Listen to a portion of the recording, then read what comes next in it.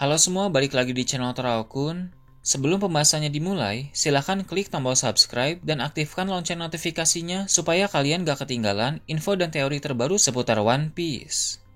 Buat kalian yang mau informasi tambahan soal SBS atau databook, kalian bisa follow Instagram Teraokun. Di sana admin akan memposting soal SBS, databook, dan berbagai teori singkat. Sekarang lanjut ke pembahasan. Full One Piece Chapter 1079 telah muncul di berbagai forum. Dalam video kali ini, channel Teraokun akan menjelaskan berbagai hal menarik pada chapter kali ini.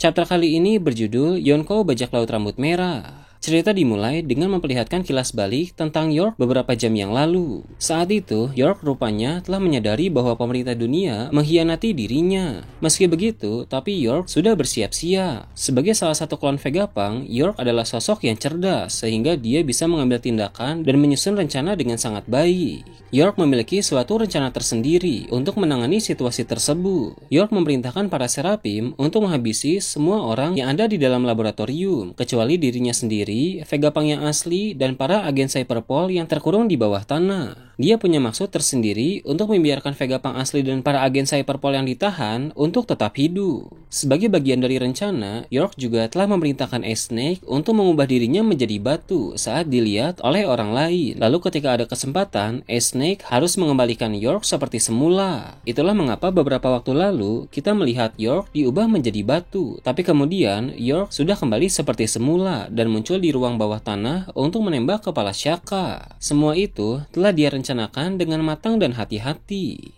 Diketahui bahwa York juga memberikan perintah lain kepada Ice Snake, hanya saja apa perintah itu masih menjadi misteri. Kilas balik pun berakhir dan terlihat sekarang ini Ice Snake sedang terbang menuju ke suatu tempat. Sementara itu, evakuasi di Pulau Egghead masih berlangsung. Para peneliti dan pekerja harus segera meninggalkan pulau tersebut tepat waktu. Namun, ada sesuatu yang cukup mengejutkan yang terlihat di lautan dekat Pulau Egghead. Di sana, ada satu kapal dengan bendera bajak laut Kurohige. Masih belum bisa dipastikan kapal itu adalah kapal utama Kurohige atau kapal Komandan Titan saja. Jika itu kapal utama, maka berarti pertempuran Kurohige melawan Law di Pulau Winner telah selesai. Sedangkan apabila itu kapal Komandan Titan, maka berarti hanya kru dan komandan Titan bajak laut Kurohige saja yang berada di kapal tersebut. Entah apapun itu, tapi dengan munculnya kapal tersebut di dekat Pulau Egghead, maka itu adalah indikasi bahwa bajak laut Kurohige akan terlibat dalam insiden Egghead. Insiden Egghead benar-benar akan berjalan dengan seru dan kompleks, dan seperti kata narator dalam chapter lalu, bahwa insiden itu akan memiliki hasil yang mengguncang dunia.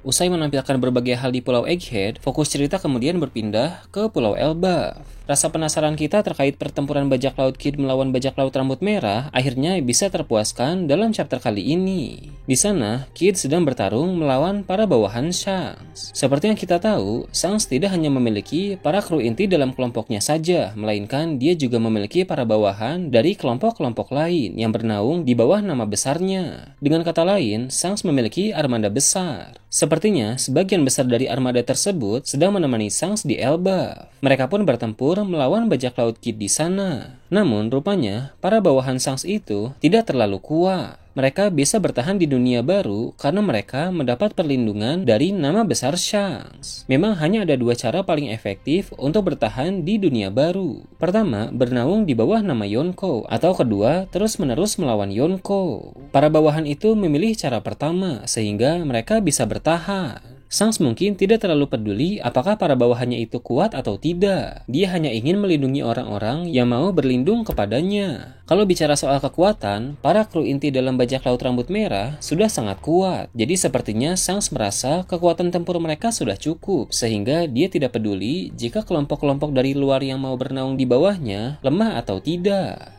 Para bawahan Shanks tampak terdesak dalam pertempuran melawan bajak laut Kid. Sebab Kid dan Killer sekarang ini telah berkembang menjadi semakin hebat. Shanks dan para kru inti dalam bajak laut rambut merah pun mendekati area pertempuran sambil berbincang-bincang. Lucky Rowe meminta Shanks untuk diam saja di tempat, biar Lucky Rowe dan kawan-kawan yang akan menghadapi bajak laut Kid. Lucky Rowe memiliki kemampuan hebat, begitu juga dengan para kru inti lain. Maka dari itu, Lucky Rowe yakin mereka mampu menangani Kid dan kawan-kawan tanpa perlu bantuan Shanks. Hanya saja, Shanks adalah tipe orang yang tidak mau meremehkan musuh. Shanks tahu para kru intinya kuat, tapi Shanks tetap tidak mau menganggap remeh Kid. Shanks bilang kepada Lucky Rowe bahwa bounty Kid sekarang 3 miliar berry. Generasi muda seperti Kid sebaiknya jangan diremehkan. Shanks paham bahwa para generasi muda membawa potensi yang besar. Setelah itu, Shanks bertanya kepada Hongo tentang bajak laut Kurohige. Shanks ingin tahu apakah ada perkembangan informasi terkait Kurohige. Hongo pun menjawab informasi terakhir yang dia ketahui sampai sekarang ini adalah Kurohige sedang pergi dari Pulau Beehive. Belum jelas detail waktu dari informasi itu, tapi mungkin maksud Hongo adalah ketika Kurohige pergi dari Pulau Beehive untuk menghadang Law di dekat Pulau Winner. Hanya saja, Hongo belum mendapatkan informasi tentang Kurohige yang bertarung melawan Law. Shanks berkata bahwa dia mengira Kurohige akan muncul di Wano Kuni, tapi ternyata tidak. Sepertinya, alasan Shanks mendekati Wano Kuni beberapa waktu yang lalu adalah untuk melihat apakah Kurohige datang ke sana atau tidak.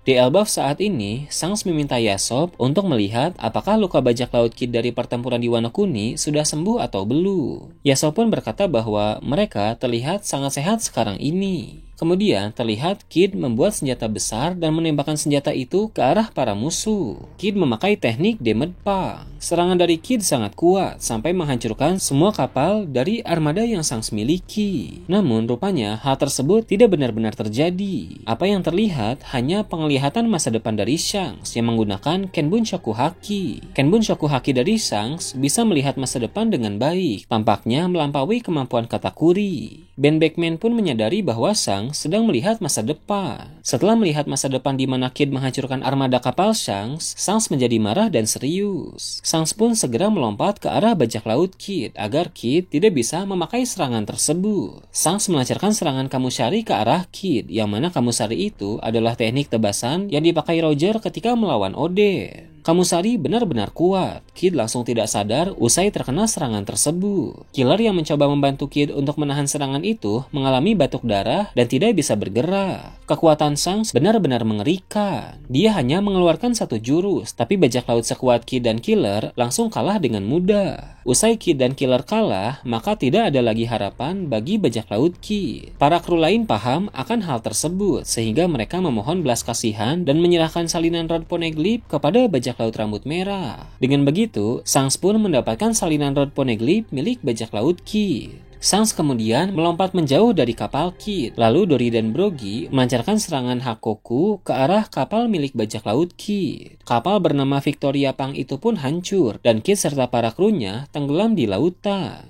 Pada bagian akhir chapter, narator berkata bahwa Eustace Kapten Kid, pria dengan bounty 3 miliar berry itu, bersama dengan para krunya telah dimusnahkan.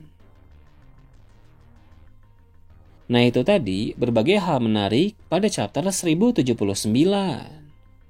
Gimana menurut kalian? Silahkan tulis di kolom komentar di bawah. Oke, segitu aja untuk pembahasan kali ini. Jangan lupa like, share, dan subscribe untuk video menarik selanjutnya. Gue Toraokun, Shambles.